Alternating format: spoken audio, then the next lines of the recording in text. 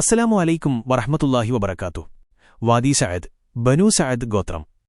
മക്കയിൽ നിന്ന് ഏകദേശം 70 കിലോമീറ്റർ കിഴക്ക് ദിശയിലായി സ്ഥിതിചെയ്യുന്ന മനോഹരമായ ഒരു താഴ്വരയാണ് വാദി സഅദ്. ഈ താഴ്വരയ്ക്ക് മലകളും പാറകളും നിറഞ്ഞ ഭൂപ്രകൃതിയാണ്. മക്കയിലെ ചൂടുള്ള കാലാവസ്ഥയിൽ നിന്ന് വ്യത്യസ്തമായി ഇവിടെ തണുപ്പും ശുദ്ധമായ കാറ്റും തെളിഞ്ഞ വെള്ളവും ലഭ്യമായിരുന്നു. ഈ കാരണങ്ങൾ കൊണ്ടുതന്നെയാണ് ഹലീമ ബീവി റളിയല്ലാഹു അൻഹ ഉൾപ്പെടുന്ന ബനൂ സഅദ് ഗോത്രം ഇവിടെ താമസമുറപ്പിച്ചത്. ആടുവളർത്തലായിരുന്നു ഈ ഗോത്രത്തിന്റെ പ്രധാന വരുമാനമാർഗം. ഈ താഴ്വരയുടെ ഏറ്റവും വലിയ പ്രത്യേകത ഇവിടെ വളരുന്ന കുട്ടികൾക്ക് ശുദ്ധവും വ്യക്തവുമായ അറബി ഭാഷ സംസാരിക്കാൻ സാധിക്കുമെന്നുള്ളതാണ്. മക്കയിലെ ആളുകൾ പോലും തങ്ങളുടെ കുഞ്ഞുങ്ങളെ സംസാരശേഷി മെച്ചപ്പെടുത്താനും ആരോഗ്യം നേടാനുമായി ഈ താഴ്വരയിലേക്ക് അയച്ചിരുന്നു. പ്രവാചകൻ മുഹമ്മദ് നബി സല്ലല്ലാഹു അലൈഹി വസല്ലമ തന്റെ കുട്ടിക്കാലം ചെലവഴിച്ചത് ഇവിടെയാണ്. മുഹമ്മദ് നബി സല്ലല്ലാഹു അലൈഹി വസല്ലമയുടെ വളർച്ചയുടെ ആദ്യഘട്ടത്തിൽ വാദി സഅദിലെ ശാന്തമായ അന്തരീക്ഷവും ഗോത്രത്തിന്റെ സംസ്കാരവും വലിയ സ്വാധീനം ചെലുത്തിയിട്ടുണ്ട്. ശുദ്ധമായ അറബി ഭാഷ സംസാരിക്കാൻ പഠിച്ചത് ഇവിടെ വെച്ചാണ്. ഇന്നും സൗദി അറേബ്യയുടെ ഭാഗമായ വാദി സഅദ് ചരിത്രപ്രാധാന്യമുള്ള ഒരു സ്ഥലമായി സംരക്ഷിക്കപ്പെടുന്നു. ഹലീമ ബീവി റളിയല്ലാഹു അൻഹയുടെ വീടും മുഹമ്മദ് നബി സല്ലല്ലാഹു അലൈഹി വസല്ലമ കളിച്ച സ്ഥലവും സന്ദർശിക്കാൻ ഇന്നും ആളുകൾ വരാറുണ്ട്.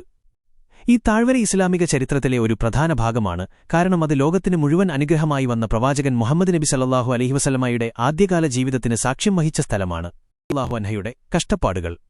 ഒരു കാലത്ത് അറേബ്യൻ മരുഭൂമിയിൽ കടുത്ത വരൾച്ചയും ദാരിദ്ര്യവുമുണ്ടായിരുന്നു. മക്കയുടെ കിഴക്കുഭാഗത്തുള്ള വാദി സഅദ് എന്ന താഴ്വരയിൽ താമസിച്ചിരുന്ന ബനൂ സഅദ് ഗോത്രം ഈ ദുരിതത്തിലകപ്പെട്ടു. മഴയില്ലാത്തതുകൊണ്ട് ഭൂമി വരണ്ടുണങ്ങി. കന്നുകാലികൾക്ക് ആവശ്യമായ ഭക്ഷണം ലഭിക്കാതെ അവശരായി. ഈ ദുരിതം കാരണം ആടുവളർത്തലിലൂടെ മാത്രം ജീവിച്ചിരുന്ന ഗോത്രം ദാരിദ്ര്യത്തിലായി. ഹലീമ ബീവി റളിയല്ലാഹു അൻഹയുടെ കുടുംബവും ഈ കഷ്ടപ്പാടുകൾ അനുഭവിച്ചു. അവരുടെ കുടുംബം വളരെ ദരിദ്രമായിരുന്നു. അവർക്കൊരു കഴുതയും പാൽ തരാൻ കഴിയാത്ത ഒട്ടകവും മാത്രമേ ഉണ്ടായിരുന്നുള്ളൂ. ഈ ദാരിദ്ര്യം കാരണം സ്വന്തം കുഞ്ഞിനുപോലും ആവശ്യമായ ഭക്ഷണം കൊടുക്കാൻ അവർക്ക് കഴിഞ്ഞിരുന്നില്ല.